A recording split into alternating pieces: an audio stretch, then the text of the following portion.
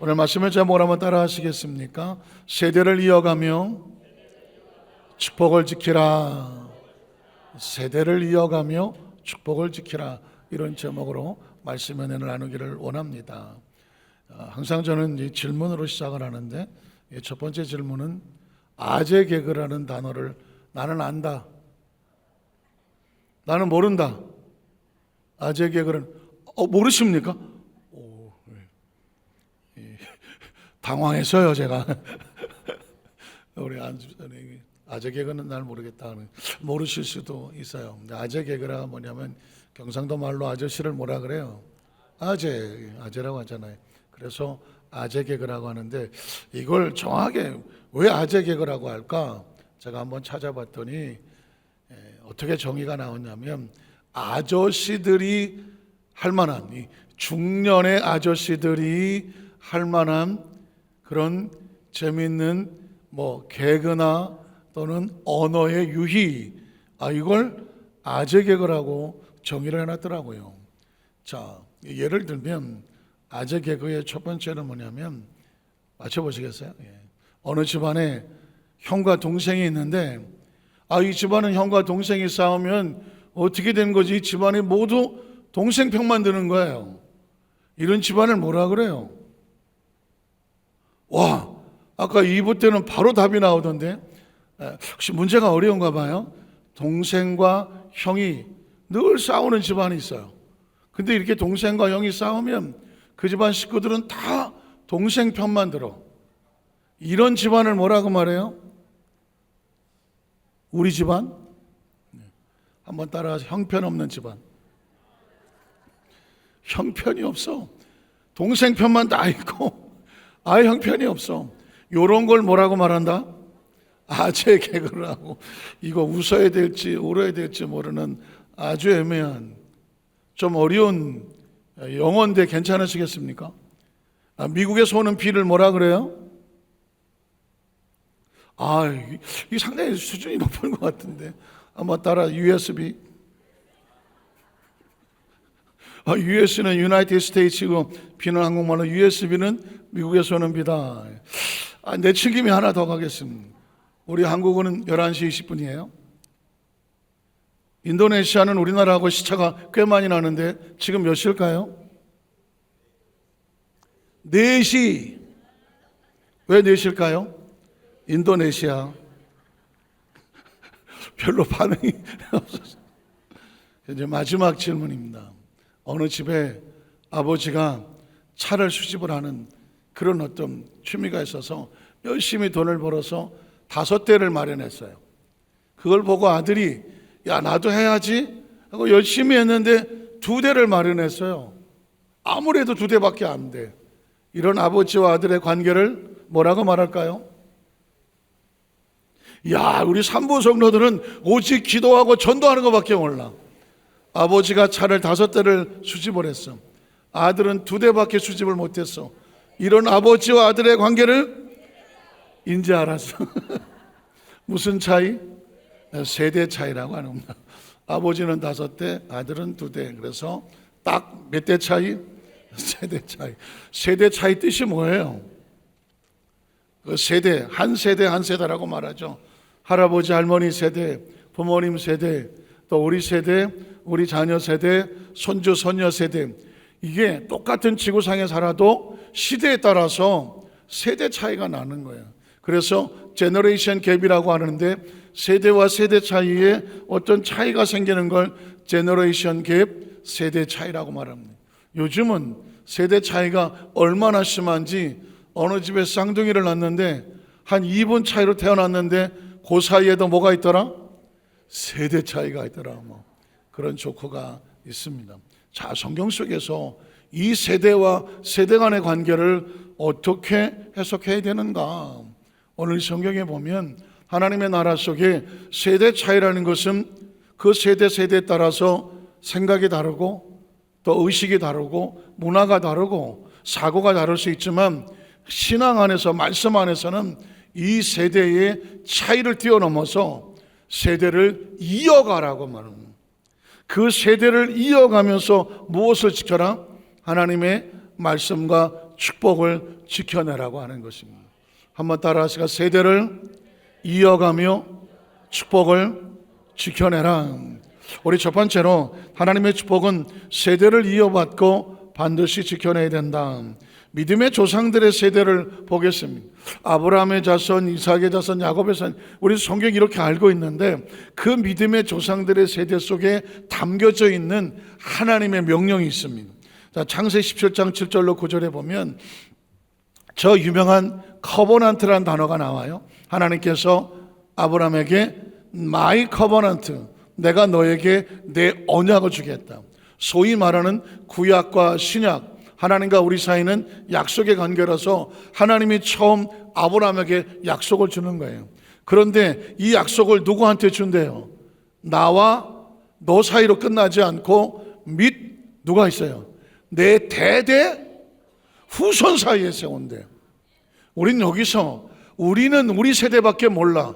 아니 할머니 할아버지 세대, 부모 세대 기껏해야 오래 살아도 자녀와 자손 세대밖에 모르는데 하나님은 지금 저와 여러분에게 너뿐만 아니라 너 자자 손손의 세대까지 나와 언약을 맺어서 그 다음에 어떻게 합니까? 그 다음 영원한 언약을 맺고, 그러니까 하나님은 모든 세대의 1대1로 영원한 언약을 삼고 너와 나만의 하나님이 아니라 내 자녀의 하나님, 내 손주 손녀의 하나님, 자자 손손의 뭐가 되리라?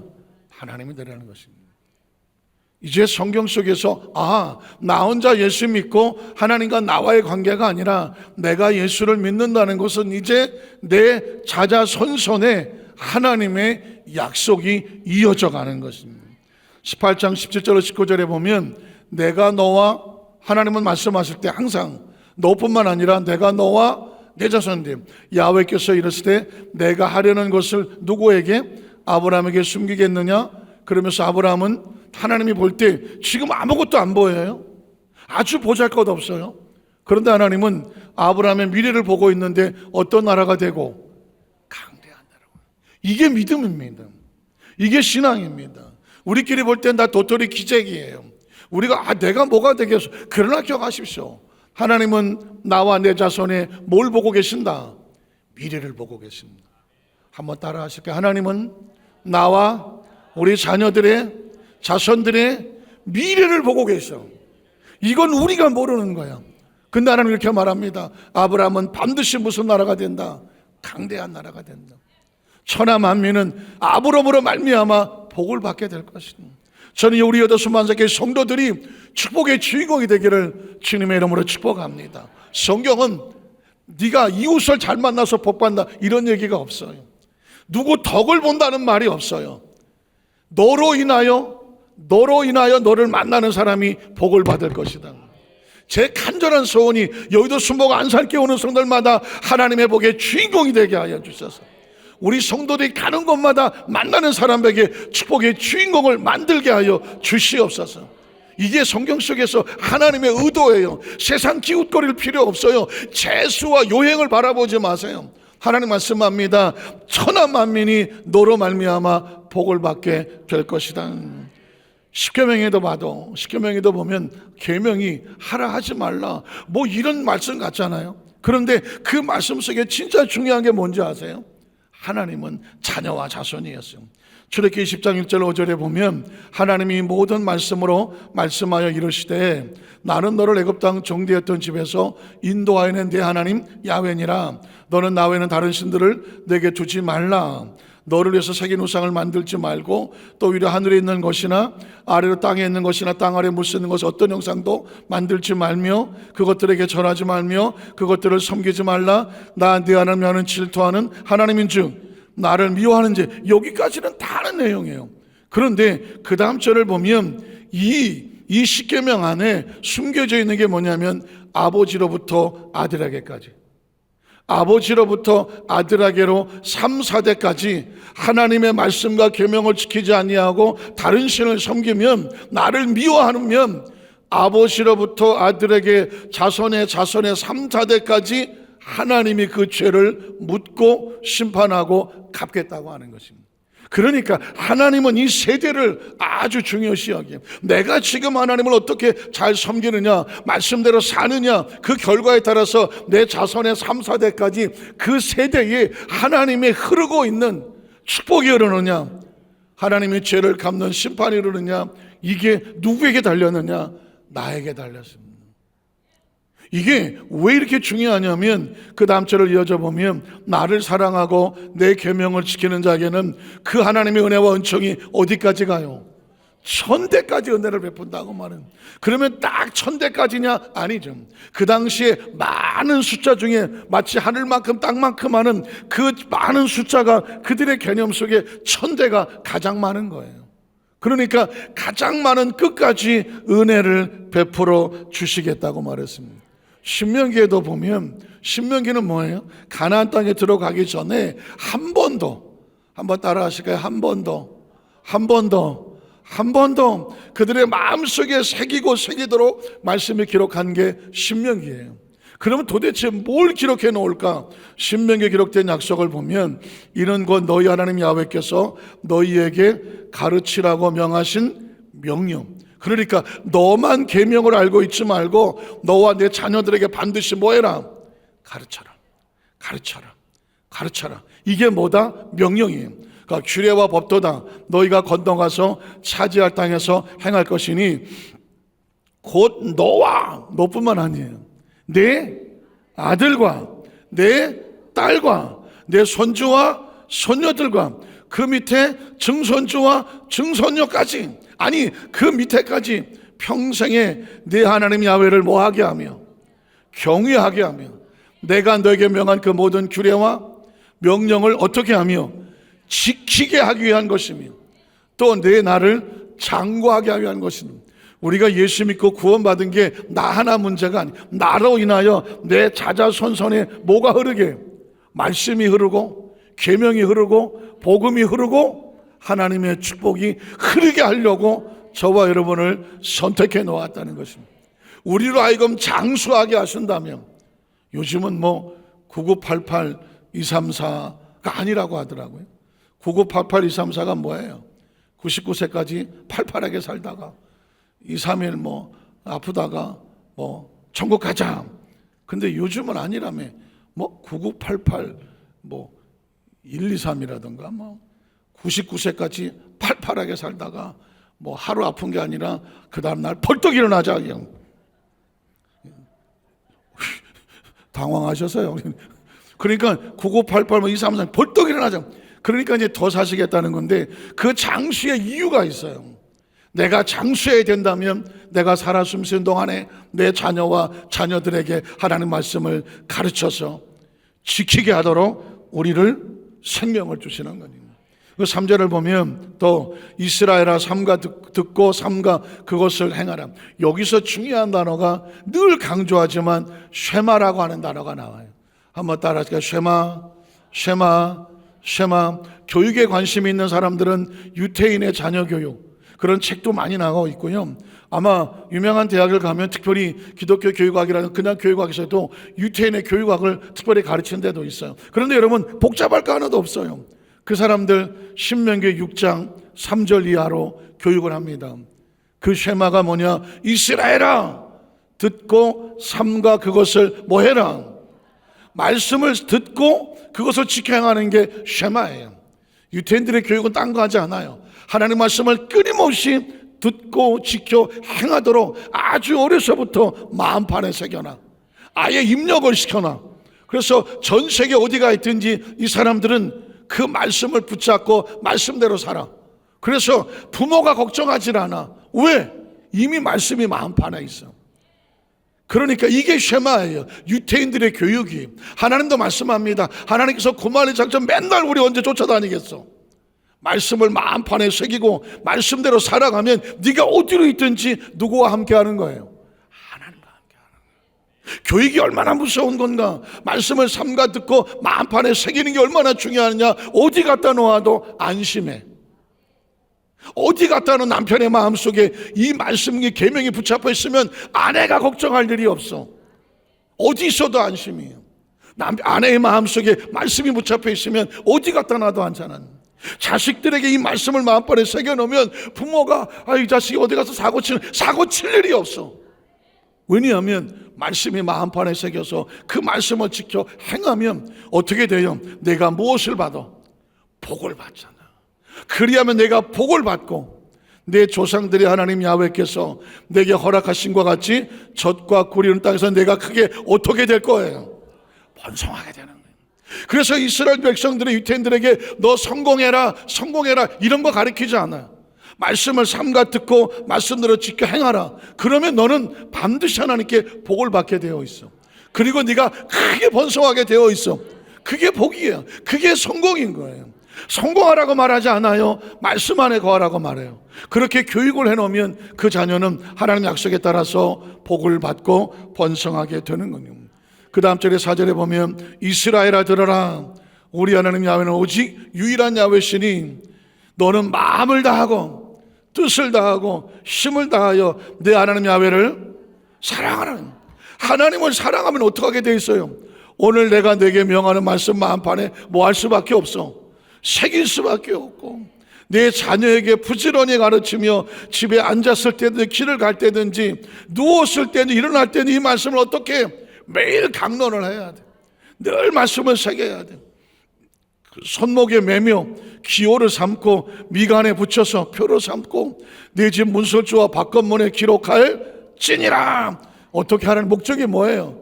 내 자녀의 마음속에 늘 하나님 말씀이 무장이 돼 있어서 뭘 하려고 하면 뭐가 움직여? 말씀이 움직여서 가야 할 것과 가지 말아야 될 것을 말씀이 가르치는 거예요.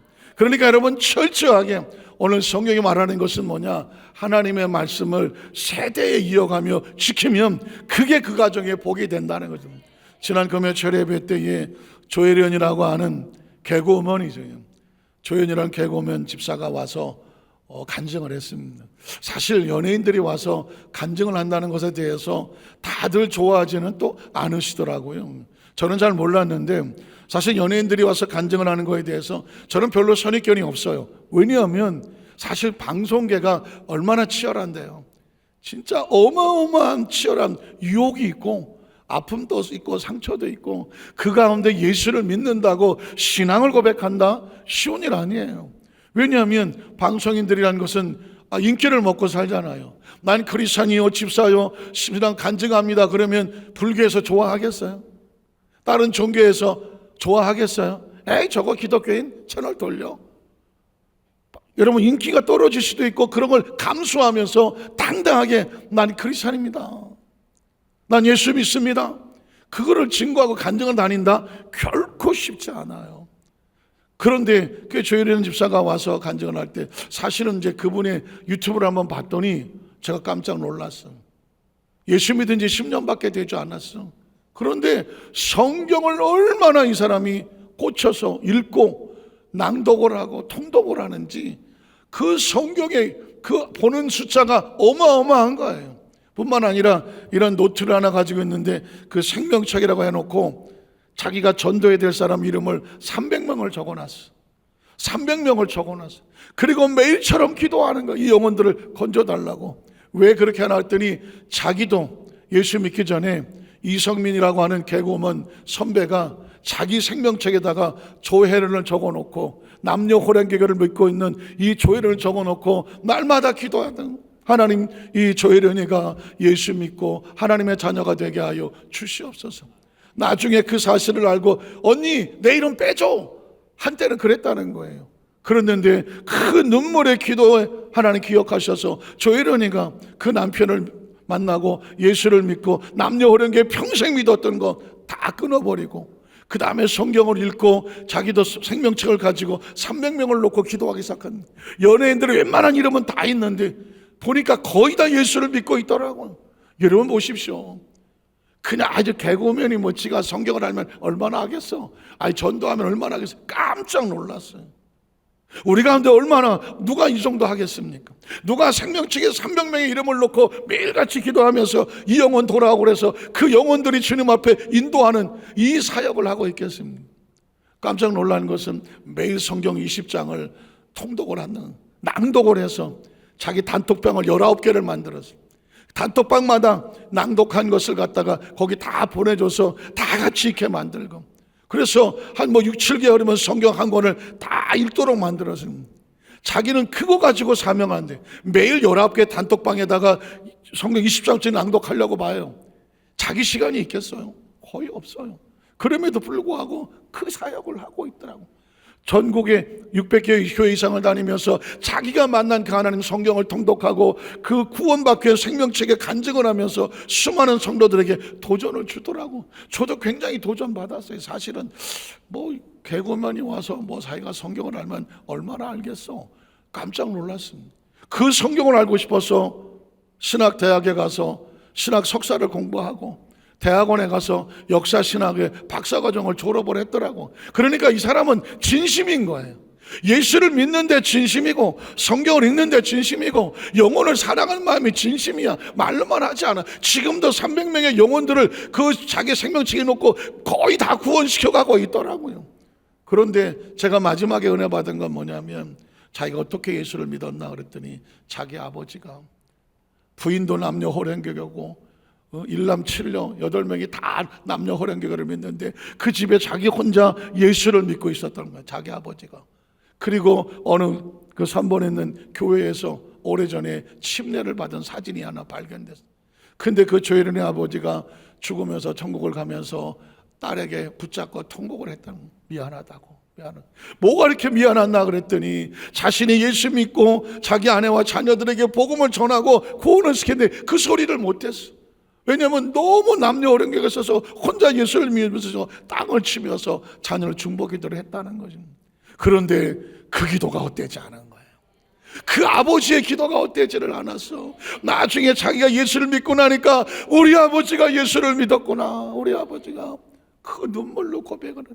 여러분, 세대를 이어간다는 게 이런 거예요. 그 부모 세대가 눈물로 기도해 놓으면 그게 절대로 땅에 떨어지지를 않아. 언젠가는 그 자녀의 그 이단에서 나오고 무속에서 나오고 그 잘못된 신앙에서 나와서 예수를 만나더라고요.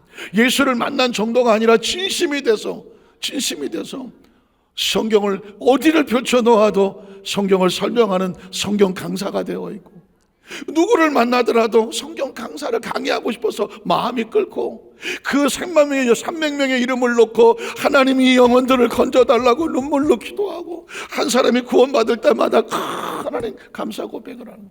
여러분 어떻게 생각하십니까? 오늘 저는 한 사람을 높이고 싶은 생각은 전혀 없어요. 하나님께서 그 사람을 사용하셔서 역사하시는 그 눈물의 하나님의 제너레이션, 이 세대를 이어가는 그 모습이 너무 귀한 겁니다. 전 어디서 앉았게 우리 성도 가슴 생각 속에 여러분도 생명의 책이라고 하는 노트책을 가져서 거기에 내가 구원시켜야 될 우리 부모, 우리 자녀, 우리 가족, 친척, 친지, 친구, 동창, 동문, 회사 동료 이름 찾으면 얼마나 많이 있겠어.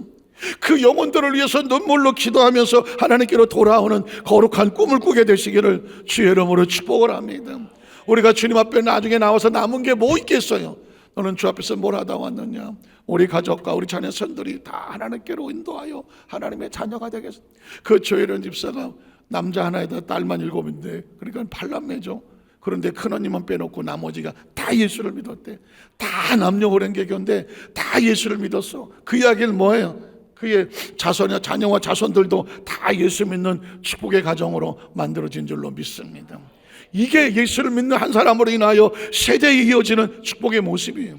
두 번째로 보면 모세의 뒤를 이어서 여호수아까지 이르는 축복의 것을 봅니다. 우리는 가나안 땅을 누가 정복했다고 생각해요? 여호수아가 정복했다고 생각하잖아요. 모세는 그 땅에 들어가지 못하고 그 손을 든 것처럼 생각하잖아요. 그래서 성경을 찾아보면 요단강을 가운데 중심으로 요단 동편은 모세가 점령을 합니다. 그리고 그걸 발판으로 해서 요단 서편을 여호수아가 점령을 합니다. 그러니까 가나안 땅이란 정복은 여호수아 혼자 한 것이 아니라 모세의 세대의 동편을 정복하고 여호수아 세대의 서편을 정복해서 이 세대가 함께 가나안 땅을 정복하는 겁니다. 다시 말하면 부모 세대와 자녀 세대가 같이 연합해서 하나님의 약속의 땅의 주인공이 되는 것입니다. 자, 모세의 세대를 보겠습니다. 여호수아 12장 6절에 보면 모세가 정복한 가나안 땅이 있습니다. 자, 이스라엘 자손이 요단 저편 해돋는 쪽은 어느 쪽이에요? 동쪽이죠. 동편입니다. 자, 그러면 곧 아르논 골짜기에 세우는 산가, 여기 그냥 읽어갈게요. 동쪽이라고 나오죠. 동쪽 온 아라바를 차지하고 그 땅의 초적인 왕들은 이러하니라. 시온은 에스본에 거주하던 아모리 족속의 왕이라. 그가 다시한 땅은 아르논 골짜기가에 있는 아래에서부터 골짜기 가운데 성읍과 길르앗 절반 곧 암몬자산의 경기 약복강까지며 또 동방, 동쪽이죠. 아라바 긴네렛 바다까지며 또 동방 아라바의 바다 곧 여메의 베드시못으로 통한 길까지와 남쪽으로 비스가 산기슭까지이며 오건 르바의 남은 족속으로서 아스라돗과 에드레이 거주하던 바산의 왕이라. 자, 그가 다시한 땅은 헤르몬 산과 살르가 온 바산과 및 구스 사람과 마아가 사람의 경계까지 길라 절반이니 헤스본 왕 시온의 경계에 접한 곳이니라. 자, 야훼 종 모세, 기억하십시오. 모세와 이스라엘 자손이 그 땅의 백성들을 치고, 야훼 종 모세가 그 땅을 요단 동편이에요. 동편을 르벤 사람과 갓 사람과 므낫세 반지파에게 기업으로 주었더라. 모세는 마지막까지 그 가나안 땅 정복에 자기 세대가 할 것에 최선을 다한 거죠. 요단 동편을 정복을 했습니다. 자, 그러면 남은 것은 여호수아가 정복한 것이죠. 7절 이하를 보겠습니다. 이제 누구 이름이 나와요? 여호수아가 나오죠. 여호수아와 이스라엘 자손 요단 이 편이 어디예요? 동편의 반대는 서편이죠. 그래서 곧 서쪽이라고 나오는 겁니다. 서쪽 레바논 골짜기의 바알가르서부터 세일로라운까지 한락산까지 쳐서 멸한 그 땅의 왕들은 이러하니라. 자, 그 땅을 여호수아에게 이스라엘 지파들의 구분에 따라 소유로 주었으니 곧 산지와 평지와 아라바와 경사지와 광야와 내게 곧 헷족속과 아모리 족속과 가나안 족속과 브리 족속과 히위 족속과 여부수 족속의 땅이라. 자, 여기까지 했으면 동편과 서편이 점령을 모세와 여호수아가 했는데 이미 여호수아 1장에 보면 하나님께서는 모세와 여호수아를 같이 말씀하고 있습니다. 야훼 종 모세가 죽은 후에 야훼께서 모세의 수송자 눈의 아들 여호수아에게 말씀하여 이르시되 내 종 모세가 죽었어. 요단 동편을 점령하고 이제 사명을 마쳤어. 그러면 이제 너는 새로운 세대, 여호수아 세대는 이 모든 백성과 더불어 일어나서 요단을 건너 동편에서 서쪽으로 건너 내가 그들 곧 이스라엘 자손에 주는 그 땅으로 가라. 내가 모세에게 말한 바와 같이 너희 발바닥으로 밟는 것은 모두 내가 너희에게 주었노니 광야와 레바논에서부터 큰강 그 유브라데강까지 해적석의 온 땅과 또 해지는 쪽은 어디예요? 서쪽이죠. 서쪽의 모든 대야까지 너희 영토가 되리라. 내 평생에 너를 이 대적할 자가 없으리니 내가 모세와 함께 있었던 것이 너와 함께 있을 것입니다. 모세 세대 하나님이 함께 있었던 것처럼 여호수아 세대에도 같이 있을 것이니라. 내가 너를 떠나지 아니하며 버리지 아니하리니 강하고 담대해라. 너는 내가 그들의 조상에 맹세하여 그들에게 주리한 땅을 이 백성에게 차지하게 할 것이다. 오직 강하고 극히 담대하여 나의 종 모세가 이 땅을 점령한 그 비밀이 뭔지 아십니까? 내게 명령한 그 율법을 다 뭐하고? 지켜 행하고. 모세가 지켜 행해서 동편을 차지했어. 서편을 차지하려면 모세가 명 것을 그대로 지켜서 우러나 자러나 치우치지 말라. 그리하면 네가 어떻게 하게 되어 있어? 형통하게 되어. 동쪽이냐 서쪽이냐가 중요하지 않아요. 하나님의 말씀을 마음판에 새기고 주야로 묵상하여 그 가운데 지켜서 자러나 우러나 치우치지 아니하면 네가 어디로 가든지 형통하게 되어 있어. 이게 하나님 나라 세대를 이어지는 축복의 비결이에요. 그 다음 절에 보면 이 율법책을 내 입에서 떠나지 말게 하며 주야로 그것을 묵상하여 그 안에 기록되느라 지켜 행하라. 아까 신명기도 똑같이 말했습니다. 내 자녀들에게 끊임없이 마음판에 새기고 가르쳐 지키게 해라. 그리하면 내 길이 뭐하게 된다? 평탄하게 될 것이며 내가 뭐하리라? 형통하리라. 내가 내게 명령한 것이 아니냐? 강하고 담대하라.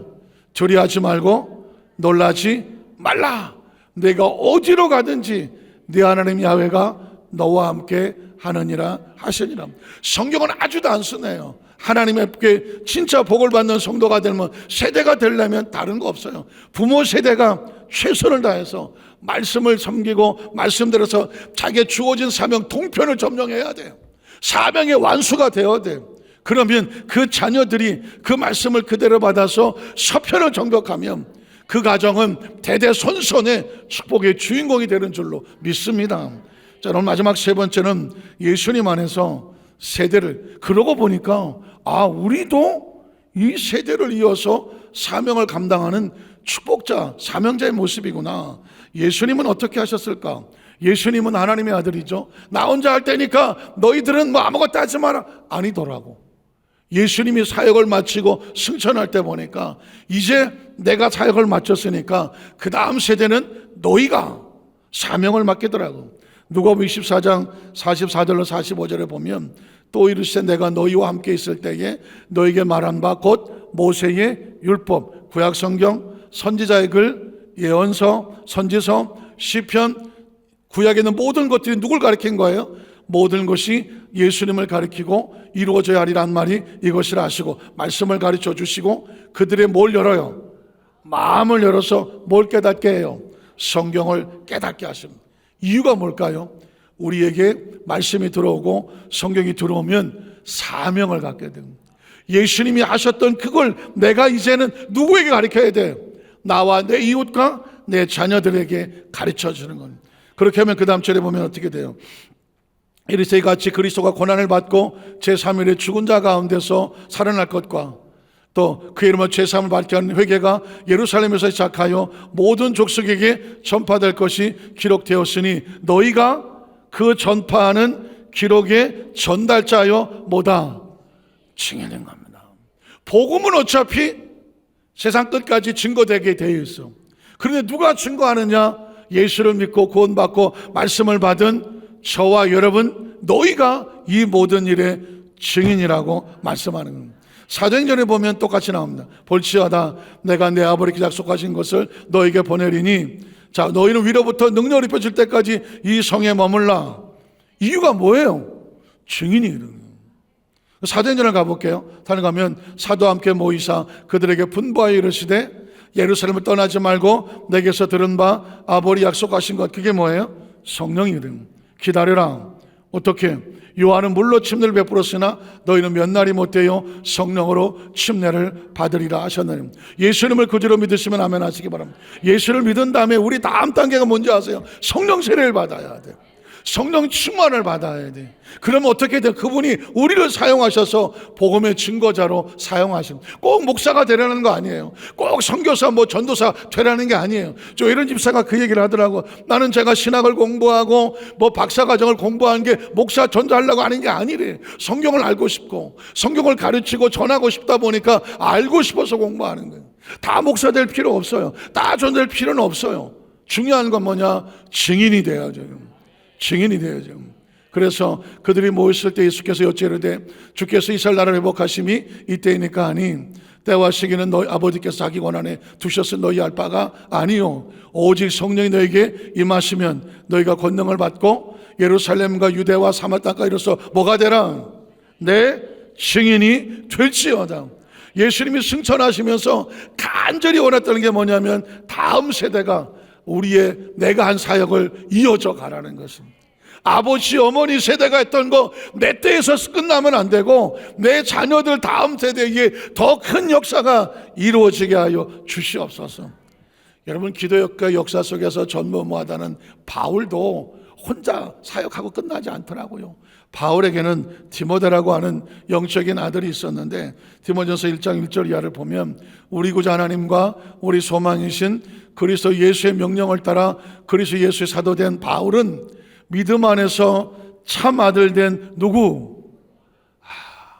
저 지금 이제 성경을 이 부분 얘기하면서 말씀 전하면서 많이 울었어요. 야, 바울에게는 평생 결혼하지 않고 뭐 부인도 없지만 자식도 없는 그 바울에게 늘 옆에 있으면서 아들처럼 그 사역에 동참을 하고 동역을 했던 그 마음을 주고받았던 한 사람이 있었는데 그 사람의 이름이 뭐예요? 디모데인 거야. 그래서 사람들에게 소개해 믿음 안에서 참 아들 된 디모데. 이 이야기는 이제 아버지의 세대의 이 바울의 세대 사역이 누구한테 갈 것 같아요? 디모데에게 이어지는 거죠. 그래서 한번 읽어볼게요. 그 다음 절을 보면 아들 디모데야 여기 또 나오잖아요. 아들 디모데야. 이걸 그냥 아들 디모데야 내가 내게 이 교훈으로서 이러면 의미가 없어. 그런데 아들 내 아들 디모데야. 그거에 막 그러니까 자신이 달려온 모든 사명이 여기서 내가 마무리 짓는다고 했을 때 내 아들아 디모데야, 네가 앞으로 이 일을 가겠구나. 내가 내게 이 교훈으로 명하노니 전에 너를 지도하는 예언을 따라 그것으로 선한 싸움을 싸우며 믿음과 착한 양심을 가져라. 어떤 이들은 이 양심을 버렸고 믿음에 관하여 파산하였더라. 다 예수 믿었다고 끝까지 가지 않아. 다 죄송한 얘기지만 신학을 나왔다고 다 끝까지 목사가 되지는 않아. 죄송하지만 목사가 됐다고 할지라도 끝까지 사명에 성공할지는 아무도 몰라. 오늘 성경에 보니까 이 양심을 어떤 일은 버렸고 믿음에 관해 파산하기도 했어. 그러니까 바울은 자기 아들, 영적인 아들 디모데를 놓고 믿음과 착한 양심을 가지고 끝까지 선한 싸움에 싸우라고. 어느 부모가 자식에게 이런 기도 안 하겠어요? 하나님, 우리 아들이, 우리 딸이, 내 자녀들이 선한 싸움을 싸우되 반드시 승리하게 하여 주시옵소서. 그렇지 않아요. 이 바울의 고백은 부모가 자식에게 하는 이야기와 같아요. 6절에 6장에 보면 오직 너 하나님의 사람아. 전 이게 부모가 자식에게 하는 기도로 들려요. 여러분이 여러분의 자녀들에게 이렇게 기도하세요. 너 하나님의 사람아. 내 아들 내 딸이 아니야. 너 하나님의 사람아. 이것들을 피하고 의와 경건과 믿음과 사랑과 인내와 온유를 따르며 믿음의 선한 싸움을 싸워라. 내 아들아 내 딸아. 영생을 취해라. 내 아들아 내 딸아. 왜? 내가 이것을 위해서 부름받았던 것처럼 너도 그것을 위해서 부르심을 받았고 많은 증인 앞에서 선한 증인을 하였느니라. 디모데 6장에 보면 디모데야, 망령되고 헛된 말과 거짓된 지식의 반론을 피함으로 내게 부탁했던 소원받은 것을 지켜라. 또 이것을 따르는 사람들이 있어서 믿음에서 벗어났느니라. 내 아들아 내 딸아, 은혜가 너희와 함께 있을 지어다 하는 거니. 이게 부모는 자식에게 마지막까지 붙잡아 줘야 될 그 간절한 고백이 뭐냐면 내 자녀가 반드시 믿음의 성공자가 되게 하여 주시옵소서. 중간에 아무리 힘들고 어렵다고 해도 선한 싸움의 패배자가 되지 않게 하여 주시옵소서. 제가 노래 가사 하나를 준비를 해왔는데요. 이 노래 혹시 아세요? 10월의 어느 멋진 날에. 저는 이게 5월 달에 하도 불려져서 제목이 5월의 어느 멋진 날인 줄 알았어요. 결혼식에 가면 축가로 많이 부르잖아요. 모르나요 이 노래? 자, 한번 불러볼까요? 몰라. 노래는 안 부르기로 하고. 제가 이 노래를 개인적으로는 좋아해요. 왜냐하면 이 노래 가운데 조금 이해하기 힘든 가사가 덜커덕 있어요. 여러분들은 어떠실지 모르겠는데 제가 한번 읽어볼까요? 눈을 뜨기 힘든 가을보다 높은 저 하늘이 기분 좋아. 휴일 아침이면 나를 깨운 전화, 오늘은 어디서 뭘 할까? 창밖에 앉은 바람 한 점에도 사랑은 가득한 걸. 널 만난 세상 더는 소원 없어. 바람은 죄가 될 테니. 이 구절 앞에서 이런 만남이 있을 수 있을까? 아무리 좋은 사람을 만났는데 널 만난 세상 더는 소원 없어. 바람은 죄가 될 테니까. 아마도 이 세상의 모든 여자들이 듣고 싶은 소리 아닐까요?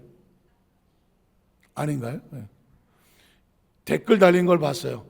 내가 지금 우리 남편 만난 걸 얼마나 후회하는데 뭘 만나서 소원이 없냐고 그러면서 거기다가 투덜투덜 거렸더라고. 저는 사실상 저도 이 구절에서 이런 가사가 나올 수 있을까? 널 만난 세상 더는 소원 없어. 다른 걸 바란다는 건 죄가 될 테니까. 이런 구절이 있을까? 그래서 가사를 이게 어떻게 나왔나 찾아봤더니 이건 남녀 간의 사랑이 아니었어요. 한경애라고 하는 한혜경인가? 한혜경이라는 작사가가 이 작사를 하게 될 때, 곡을 만들 때에 5월에 아이를 낳았대요. 5월에 아이를 낳았어. 아이를 보고 너무 좋았어. 그 아이를 보고 한 말이 뭐냐면 널 만난 세상 난 더는 소원이 없다. 내가 너 외에 다른 것을 더 바란다는 건 그건 죄인 것 같아. 이러면서 나온 거예요. 그런데 이거를 이제 완성이 된 게 10월 달에 완성이 되는 바에 이제 5월의 어느 멋진 날이 아니라 10월의 어느 멋진 날이 된 거예요. 그런 마음으로 그 다음 가사 읽어볼까요? 가사에 보면 가끔 두려워져 지난밤 꿈처럼 사라질까 기도해. 매일 너를 보고 너의 손을 잡고 내 곁에 있는 너를 확인해. 창밖에 앉은 바람 한 점에도 사랑은 가득한 걸. 널 만난 세상 더는 소원 없어. 바람은 죄가 될 테니까. 내가 살아가는 이유, 꿈을 꾸는 이유 모두가 너라는 걸. 내가 있는 세상 살아가는 동안 더 좋은 것은 없을 거야. 10월의 어느 멋진 날에. 사랑하는 남녀들은 서로의 사랑을 찾겠지만 진짜 가사의 의미는 아이를 안고는 어느 어머니의 눈물 나는 고백이었던 거죠. 혹시 우리 어머니가 나를 낳고 이런 마음이었을까? 혹시 여러분이 여러분의 자녀를 낳고 그 아이에게 이런 마음이었을까? 아마 이렇게 표현을 못했을지 모르지만 모든 부모들은 자식을 낳고 가슴에 끌어안는 순간에 내가 널 만난 거는 그 어떤 것보다 가장 좋은 축복이다. 이런 고백을 하는 게 부모의 심정이 아니겠습니까? 정말 그런 심정이라고 하면 이 자녀에게 뭘 줘야 될까요? 세상 모든 것과 바꿔도 아깝지 않은, 내 목숨을 줘도 아깝지 않은 내 아들, 딸에게, 아니 내 손주, 손녀들에게 뭘 줘야 되겠어요? 모세가 요단 동편을 위해서 마지막 120세가 되기까지 끝까지 자기 사명을 다하고 그 바턴을 여호수아에게 넘겨주고 요단의 서편을 점령하게 했던 것처럼 내게 맡겨진 내 아들, 딸, 그 손주, 손녀를 위해서 내게 맡겨진 사명을 우리가 최선을 다해 놓고 하나님 이 축복이 이제 우리의 자녀와 자녀들에게 대를 이어서 그들의 세대 속에 그들이 점령해야 될 요단 서편 땅의 주인공이, 정복자가, 승리자가 되게 하여 주시옵소서. 이 간절한 우리 마음의 기도 제목이 생기지 않겠어요? 내 자식이 어떻게 될지 뭐 지들이 알아서 되겠지, 알아서 됩니다. 그렇지만 배후에 이런 처절하고 소중한 눈물 나는 헌신과 기도가 있을 때에, 모세의 헌신이 있을 때 여호수아에게도 그런 승리가 있었다는 걸 기억하면서 그 세대의 축복이 우리대로 끝나서는 절대로 안 되고 그 축복이 우리 자손세대에 이어져가는 축복의 주인공의 그 가정이 되시기를, 세대가 되시기를 주님의 이름으로 축원합니다. 기도하겠습니다. 전능하신 하나님 아버지,